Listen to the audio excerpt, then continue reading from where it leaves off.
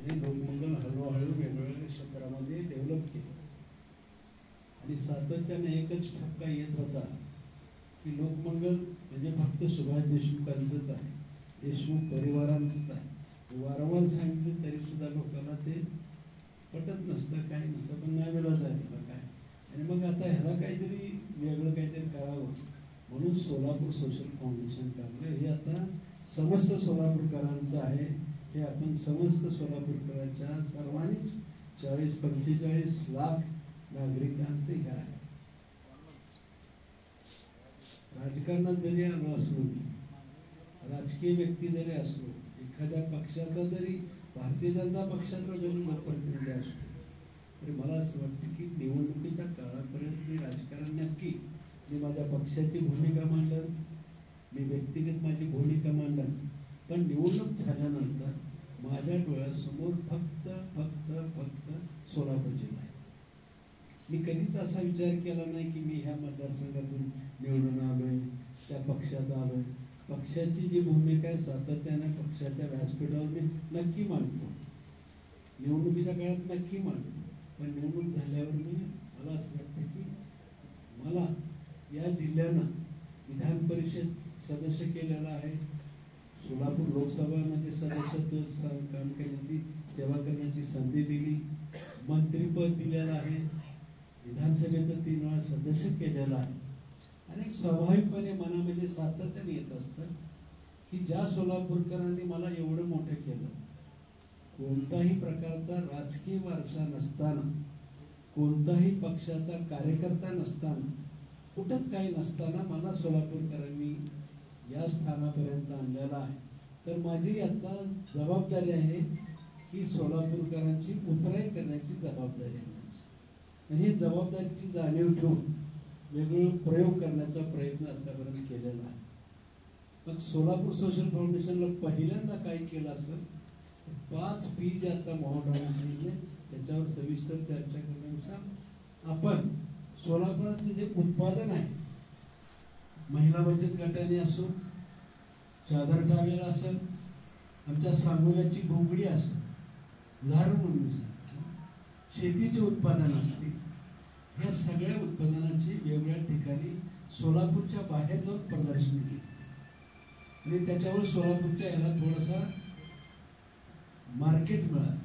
याचबरोबर uniform garment, मला चांगलं आठवतंय, वस्त्रोद्योग मंत्री होतो माननीय नरेंद्रभाई मोदींनी गुजरातला अहमदाबादला वस्त्रोद्योग एक प्रदर्शन खूप मोठं देश पातळीचं प्रदर्शन भरवलं होतं. आणि त्यावेळेस माझा हात जरा फ्रॅक्चर झालेला असल्यामुळं साहेबांना प्रणाम केला. हाताला काय जरी विचारलं, तू ज्या ठिकाणाहून येतो त्या ठिकाणी गारमेंट व्यवसाय मोठा होऊ शकतो, जरा विशेष गारमेंटवरती लक्ष दे. हा कानमंत्र मी माननीय मोदी साहेबांचा घेतला आणि तो कानमंत्र घेऊन सोलापूरचे जे युनिफॉर्मचा आहे गारमेंट व्यवसाय, त्या व्यवसायादारांवर चर्चा केली. पहिल्या चर्चेत तर त्यांनी मला सांगितलं की आम्ही सोलापूर सोडण्याच्या तयारीत आहोत, म्हणजे जिल्हा स्थलांतर करायच्या तयारीत आहोत. मी त्यांना म्हटलं मोदी साहेबांनी आपल्याला असं असं म्हटलेलं आहे आणि माझी विनंती आपल्याला की आपण जर थांबू, मी तुमच्या पाठीशी आहे. आणि पहिलं प्रदर्शन मी सोलापूरला घेतलं, त्यांना एकदम बाहेर घेऊन जाणार. त्याच्यानंतर जी प्रदर्शनं जी घेतली मी बेंगलोरला 2 झाले असतील, हैदराबादला 2 झाले असतील, पुण्याला झालं असेल, मुंबईला झालं असेल, सोलापूरला परत एकदा प्रदर्शन भरवलं, असे 8 प्रदर्शनं भरवली. त्यातले वाराणसी आम्हाला माहित नव्हतं काय आहे ते, फक्त एकच माहिती होतं की पंतप्रधानाचा मतदारसंघ एवढंच मला माहिती होतं. मी म्हटलं आपण यावेळेस व्यवसाय वाढेल का नाही माहिती नाही, पण आपण वाराणसीला यावेळेस करू. वाराणसीला केलो आहे. मला आनंद वाटला.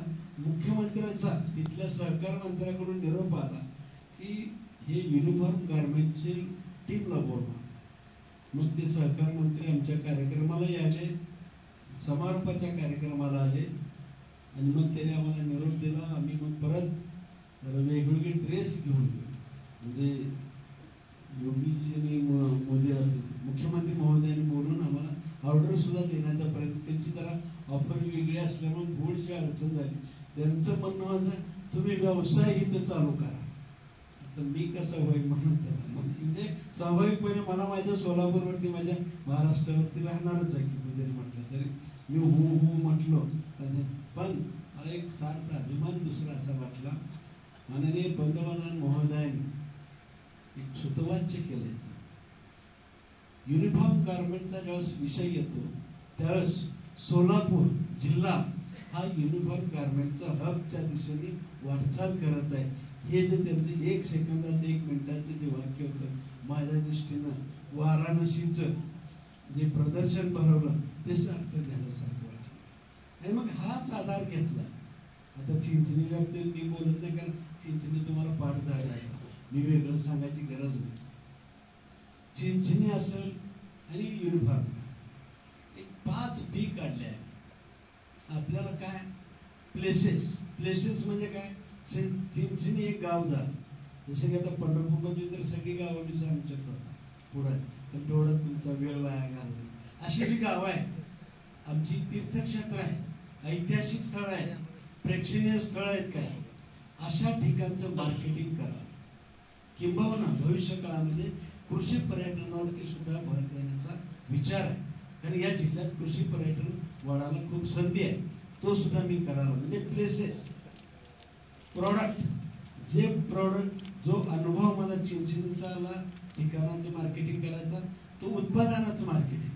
ज्यावेळेस मी प्रदर्शनं भरवली होती त्यावेळेस गोंगडीला सुद्धा चांगलं मार्केटिंग झालं. मला आठवतं की एक सत्कार सुद्धा आमच्या सोलापूरला पंतप्रधान महोदय आल्या त्या गोंगडीनंच केला होता आणि त्याच कार्यकर्त्याने करून घेतला. तसं युनिफॉर्म गारमेंटचं जे मार्केटिंग झालेलं आहे आणि त्याच्यावर मला वाटलं की आता युनिफॉर्म म्हणजे प्रॉडक्टचं मार्केटिंग, म्हणजे प्रॉडक्ट हा पी तो घेऊन प्रॉडक्टचं, मग शेती उत्पादन असतील, औद्योगिक उत्पादन असतील, महिला गटाने छोटे छोटे उत्पादन केलं त्यांना सुद्धा मार्केटिंग करून द्यायचं. ह्या दोन्ही झाल्यानंतर मी दोन्हीकडचंही पाहतो. ज्यावेळेस चिंचणीचा विषय येतो त्यावेळेस तिथले स्थानिक लोक चिंचणीचं पर्यटन स्थळ व्हायच्या अगोदर बऱ्यापैकी बाहेर कामाला जात होती. आता मला सार्थ अभिमान आहे, चिंचणी पर्यटन झाल्यामुळे, क्षेत्र झाल्यामुळे आता स्थानिक रोजगार त्याच ठिकाणी निर्माण झाला. त्याच गावात, एका छोट्याशा गावात 70-75 गावात घरं असलेल्या गावात जर पर्यटन क्षेत्र वाढलं तर रोजगाराला कशी संधी आहे हे कळालं. आणि युनिफॉर्म गारमेंटमध्ये आजही त्यांना किमान 5,000 लोकांची कामगारांची गरज आहे. म्हणजे तिथं नोकऱ्या मिळू शकतात. आणि तिसरा जो पी आहे तो प्लेसमेंट, म्हणजे नोकऱ्या कशा वाढतील. हे पर्यटन क्षेत्र वाढलं, मार्केटिंग प्रॉडक्टचं मार्केटिंग झालं, स्थानाचं मार्केटिंग झालं तर आम्हाला नोकऱ्या मिळू शकतात. आणि मग नोकऱ्यावरती आम्ही जास्त भर द्यावा. कारण सोलापुरातला प्रत्येक गावातला तरुण हा गावातच राहिला पाहिजे, तालुक्यातच राहिला पाहिजे, जिल्ह्यातच राहिला पाहिजे. त्याला कधीही बाहेर जाऊन, त्याच्यावर मी नंतर बोलतो, पण मला असं त्यासाठी आम्ही प्रयत्न करतो. पर्सनॅलिटी, माझ्या या गावातले अनेक कलाकार वेगवेगळ्या क्षेत्रामध्ये काम करतात. कोण खेळाडू सुद्धा आहेत, कोण मोठे उद्योगपती आहेत, कोण IPS IAS अधिकारी आहेत. मला असं वाटतं ह्या सुद्धा लोकांचा मान सन्मान त्या त्या गावामध्ये झाला पाहिजे, त्या त्या तालुक्यामध्ये झाला पाहिजे. ही लोक, ही आमची जे आयडियल लोक आहेत, आयडॉल म्हणून आम्ही महाराष्ट्राला दाखवलोय. जसं की उपळं गाव आहे, उपळ्यासारख्या गावामध्ये 3-4 अधिकारी IAS अधिकारी, 3-4 अधिकारी IPS अधिकारी होत असतील. हे गाव म्हणजे मला असं वाटतं मॉडेल, की ज्यावेळेस केव्हा माणसांचं मार्केटिंग आम्ही केलं. आमच्याकडे मोठी माणसं आहे, एकापेक्षा एक मोठी माणसं आहे, त्यांचा मान सन्मान करावा असं एक मला वाटलं. आणि म्हणून म्हणजे आम्ही पर्सनॅलिटी म्हणून 4थं केलं. आणि 5वं जे पी आहे ते पोल्युशन, म्हणजे पर्यावरणावर जे आपण विचार करतोय. मला असं वाटतं की सोलापूर जिल्ह्यामध्ये वृक्ष लागवड कमी आहे. सोलापूरची स्वच्छता असेल, हरित सोलापूर असेल, हरित जिल्हा करण्याचं काम, अशा 5 वेगवेगळ्या पीवरती काम करत असताना आपला रोजगाराचा एक विषय भेडसावणारा जिल्ह्याला विषय. जिल्ह्यामध्ये मला असं वाटतं की तुम्हालाच आव्हान करतोय, तुम्ही पंढरपुरातले आहात सर्वजण. आम्ही पांडुरंगाच्या दर्शनाला लाखो लोक येतात, पण आम्हीच हळूच कुजबुज करतो. पांडुरंग गरिबांचा देव म्हणतात. 100% खरं आहे, गरिबांचा देव आहे का? 100% आहे. पण मला असं वाटतं की पैसेवाल्याला सुद्धा आकर्षित करायचं, कारण पैसा आला की ऑटोमॅटिक सगळ्या गोष्टी येणार, गरिबाकडे कोण येणार आहे. आणि म्हणून मला असं वाटतं की आम्ही काही चिंतन केलं पाहिजे. आमची धार्मिक स्थळं, जसं मला नेहमी वाटतं, एक शिर्डी गाव, त्या शिर्डी गावावरती साईबाबांची कृपा झाल्यामुळं शिर्डी गाव महाराष्ट्रात, देशात, जगात नावारूपाला यायला लागलेला आहे. त्याच्या अगोदरचे आमचे पांडुरंग आहे, त्याच्या अगोदरचे आमचे स्वामी समर्थ आहे, त्याच्या अगोदरचे आमचे ग्रामदैवत सिद्धरामेश्वर आहे, त्याच्या अगोदरच आमचं कुडल संगम आहे. कुडल संगम तर 14च्या अगोदर मला वाटतं काय प्रसिद्धीच होतं का नव्हतं, आत्ता थोडंसं प्रसिद्धीच्याच होतात आलं. मी काल तिथं जाऊन आलो तर तिथं आत्ता ते सांगत होते, आत्ता आमच्याकडे गाड्या भरपूर आल्या, आता आम्हाला जरा भक्तनिवास करायचं आहे. म्हणलं थांबा, भक्तनिवासला दुसरा मार्ग का उत्पन्न वाढायला लागलेला आहे.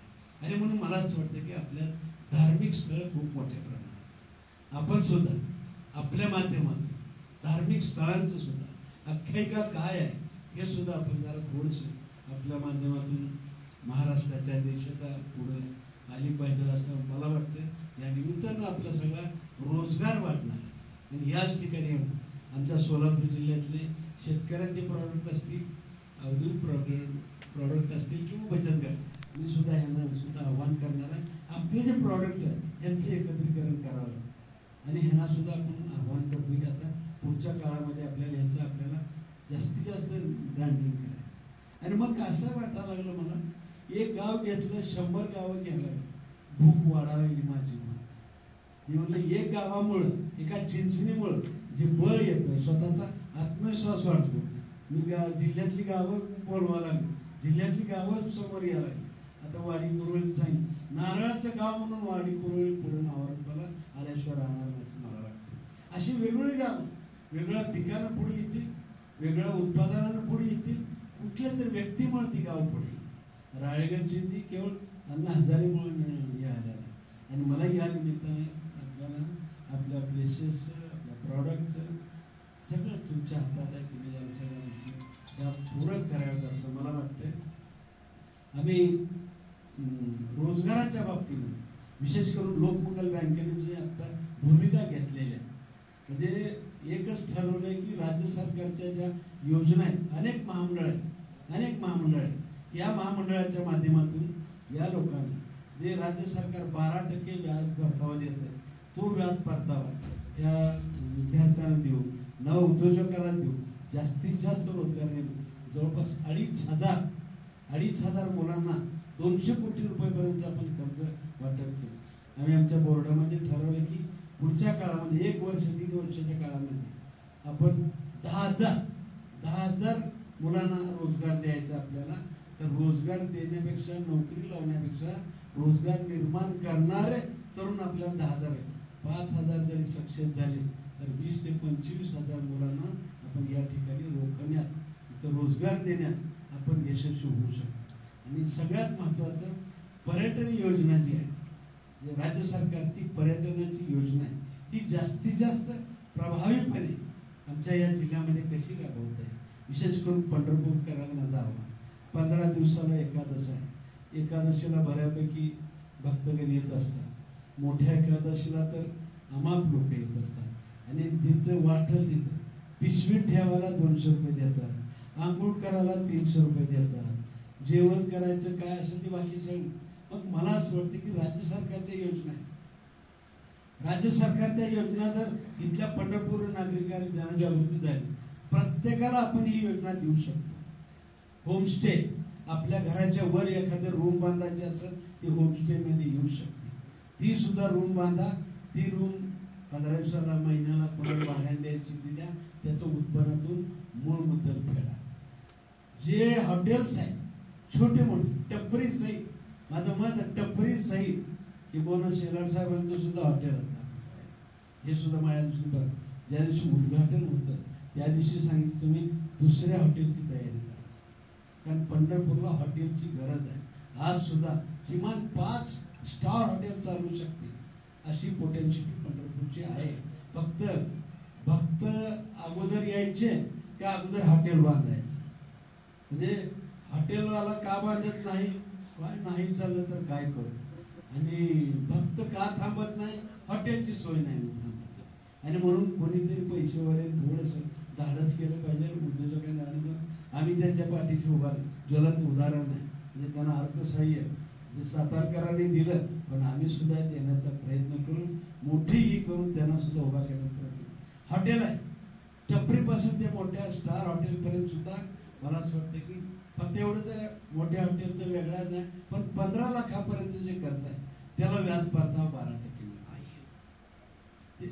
येतो. मला असं वाटतं की हॉटेल आहे, होमस्टे आहे.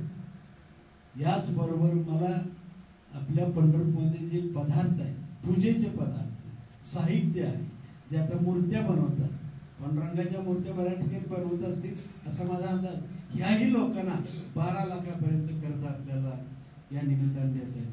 सगळ्यात महत्त्वाचं मला असं वाटतं की इथं टुरिस्टच्या गाड्या, जे लाईट व्हेकल असेल, टुरिस्टचे ट्रॅव्हलचे मोठ्या बस असतील, ह्या सुद्धा जर आपल्याला घ्यायच्या असतील त्यांना सुद्धा 15 लाखापर्यंत 12% व्याज देत आहेत. सगळ्यात महत्त्वाचं आता पुणे मुंबई सारख्या लोकांना स्टार हॉटेलपेक्षाही शेतात राहायचं बरं वाटतं असं माझं मत आहे. म्हणजे 2 दिवस कुठे तर जायचं आणि कृषी पर्यटन, माझ्या शेतकऱ्याला सुद्धा चांगलं उत्पन्न मिळालं पाहिजे. आपला जिल्हा हा ज्वारीचा जिल्हा आहे आणि ज्वारी हुरडा, आता आपल्याला हुरडा शेतकऱ्याला सुद्धा प्रत्येकाला सांगा हुरडा विकायला सुरू करा. माझा शेतकरी हुरडा विकायचं म्हणलं की त्याला जरा कसं तर वाटतं, हे हुरडा कुठे विकत असतात. अरे व्यवसाय करायचा आपल्याला, काय करायचं, पण ते काय दातृत्व मोठं आहे त्याचं. पण मला असं आपल्या माध्यमातून शेतकरी म्हणजे कृषी पर्यटनाला सुद्धा एक घर बांधून छोटंसं आपण राहावा किंवा कोणाला भाड्याने द्या, 4 जनावरं ठेवली, लोकांना शिळीची धार काढायला सुद्धा कौतुक असतं. पुण्याच्या मुंबईच्या लोकांना बैलगाडीतून फिरलं तरी सुद्धा त्याला कौतुक असतं. त्याचं कौतुकच वेगळ्या ग्रामीण भागाचं. पण हे आमच्या ग्रामीण भागाच्या सर्वांना शिकवलं गेलं पाहिजे. आणि मग मला असं वाटतं की सरकार सुद्धा मला वाटतं देवेंद्र फडणवीसला बहुतेक भविष्य किंवा अंतर्ज्ञानी असतील असं वाटतं कधी कधी.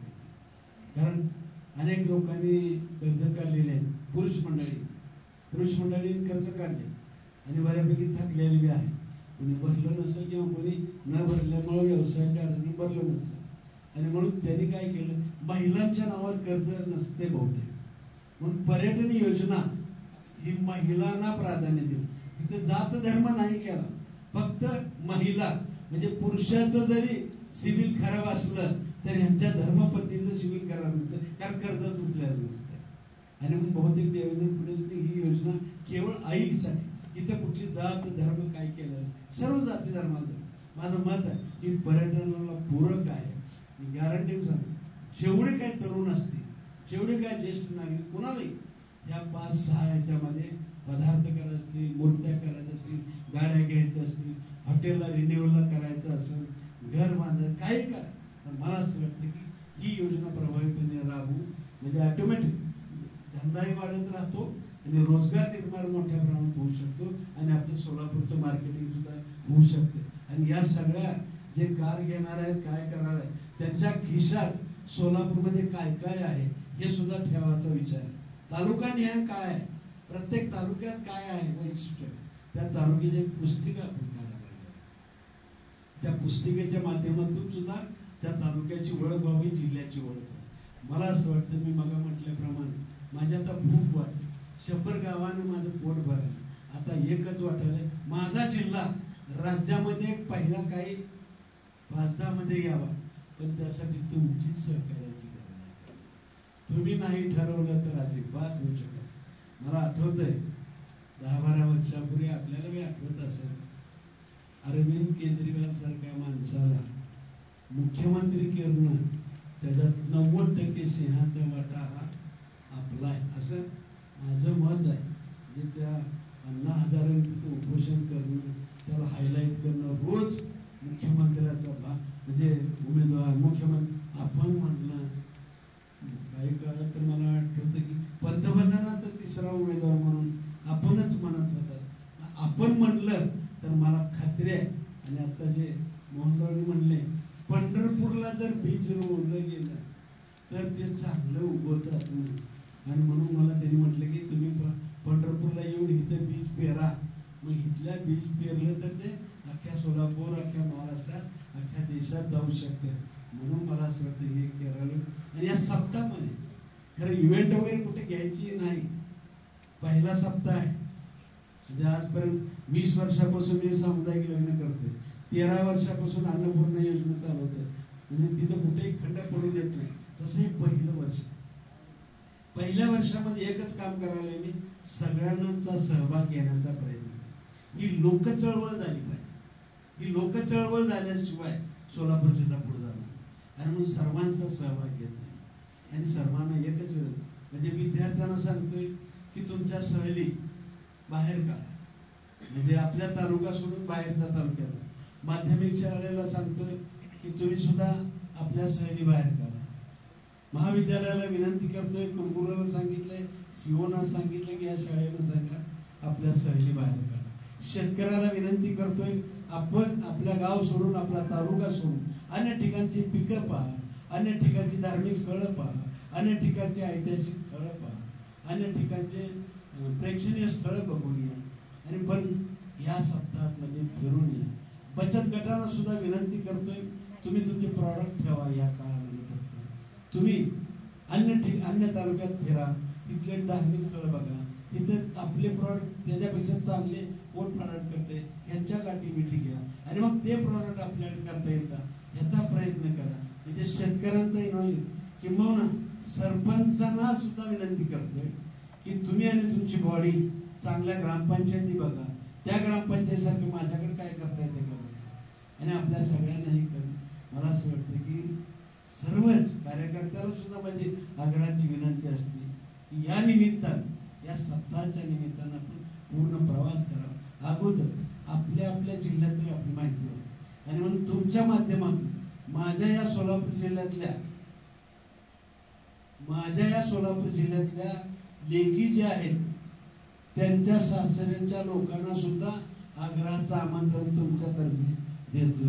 किंबहुना आमच्याकडे ज्या मुली बाहेरच्या आलेत त्या बाहेरच्या मुलींच्या माहेरच्यांना सुद्धा सगळ्यांना आग्रह करा. आणि तुम्ही सर्व पुरुष मंडळी दिसतात, एकच आमच्या ताई फक्त दिसायला लागल्या. खरंच विचार करावं, आपण आपल्या घरच्याला जर म्हणलं तुझ्या माहेरच्याला बोलू ना, तुला किती आनंद वाटलं. चमच्यावर तूप जास्त वाटलं. नक्की जरा प्रयोग तर करून बघा. मारणार तर नाही एवढं पक्का आहे मला खात्री. त्याही माहेरच्याला बोलू, जेणेकरून सोलापूरमध्ये आपण जर ह्या गोष्टी करूया. सोलापूरला जसं की आता प्रयागराजचं उदाहरण सांगितलं. प्रयागराजच्या एका महिन्यामध्ये एका राज्याच्या बजेट एवढी उलाढाल जर होत असेल, माझ्या या जिल्ह्यामध्ये जर आम्हाला नावा रूपाला आणायचं असेल तर मला असं वाटतं ते आपल्याच हातात आहे. आपणच इथले प्रत्येक गोष्टीची आख्यायिका करा. तुमचं कसं बदल करायचं आहे ते आपण पांडुरंगाला साकडं घालून तुमचं सुद्धा बदल करायचा या निमित्तानं प्रयत्न करू. सगळ्याच आपल्याला भलं करायचं, शेवटच्या माणसापर्यंत भलं करायचं. आता ते माझ्याकडे नव्हतं, मी काही विषय सांगणार नव्हतो, पण ते मोहनराव माझ्याकडे सोपं कुठला इव्हेंट नव्हता, पण मोहनरावचा एक हट्ट असतो, माझं काय बी करा पण माझं चिंचणी महाराष्ट्राच्या स्तरावर कामाला येणार. आता कसं असतं, लाडकरी गुरु असल्यावर जरा लाड करावाच लागतो. खोडकर असू कसं असू त्याचा लाड करावाच लागतो. मग त्यांनी मला म्हटलं की सातारा मिटिंगला घ्या. आता सातारा उद्या शनिवारी मुक्कामाला चालले, साताऱ्याला मिटिंग घ्या. त्यांनी सांगितलं एक कार्यक्रम पालकमंत्र्याचा घेतो बाबा. पालकमंत्र्याला विनंती केली, 28ला पालकमंत्री येत आहेत. मला हे काय सांगायचं की बाबा मी बाहेरच्या लोकांना बोलवलं, पालकमंत्र्यालाही बोलावलं. पालकमंत्र्याला मी म्हटलं सातारा बरोबर पालकमंत्री सातारा. हां, मी सकाळी दिवशी फोन केला पालकमंत्री महोदय, आम्ही सोलापूरकर साताऱ्यात प्रचंड प्रेम करतो बरं का, मनापासून प्रेम करतो. म्हणजे स्थलांतरित झालेलं गाव जरी असेल तरी त्याला विकसित करण्याचा प्रयत्न करतो. एखादा उद्योजक अडचणीत साताऱ्याचा असेल त्याला उभा करण्याचा प्रयत्न करतो. आमच्या जिल्ह्याचं पालकमंत्री पद सुद्धा साताराच बघतंय. म्हणजे आमचे मालक सुद्धा साताराच आहे. हे सगळं सातारा आहे. तर आमची विनंती आहे की सातारच्या मूळ गावाला तुम्ही यावं आणि तुमचं प्रेम सातारकरांच्या लोकांना इकडे बोलवावं. आणि मग मी एक फक्त अट घातली त्या दोघांना, शेलार साहेबांना आणि मोहनरावना. त्यांचा हट्ट आहे म्हणल्यावर माझा बी राजहट्ट वगैरे असणारच की माझा. मी एकच अट घातली, पालकमंत्र्यांना बोलतो, मी स्वतः येतो, पण किमान 2000 सातारकर यावे म्हटले. मग पुन्हा मला अट घातली की तुम्ही तिथे या, मग आम्ही आणतो. बरोबर, आता काय तुपासाठी उष्ट खावं लागतं म्हणल्यासारखं मला परत साताऱ्याला मी जाणार आहे. पालकमंत्री 28 तारखेला तिथे येतील. कारण तुम्हा सर्वांनाच नम्रपणाने विनंती आहे, ही सोलापूर जिल्ह्याची जत्रा आहे असं समजून जत्रेला आपण सर्वांना बोलवतो. आपल्या मित्र कंपनीला, आपल्या नातेवाईकाला सर्वांना बोलवतो. जत्रेला सरकार पैसे देत नाही. जत्रेला जसं लोकसभा गावात वर्गणी करून जत्रा करतो, तसं मला असं वाटतं जिल्ह्याची जत्रा आहे. जिल्ह्यात सुद्धा लोकसभा, लोकचळवळ झाल्याशिवाय माझा आपला जिल्हा हा नावारूपाला येऊ शकणार नाही. नकारात्मक बोलायचं बंद करू, सोलापुरातलं सर्व सकारात्मक बोलू आणि सोलापूरचं नाव लौकिक करू. त्यासाठी तुमच्या सर्वांचं सहकार्य मिळावं एवढंच पांडुरंगाच्या चरणी प्रार्थना करतो. आपण मला आपल्या मनापासून धन्यवाद.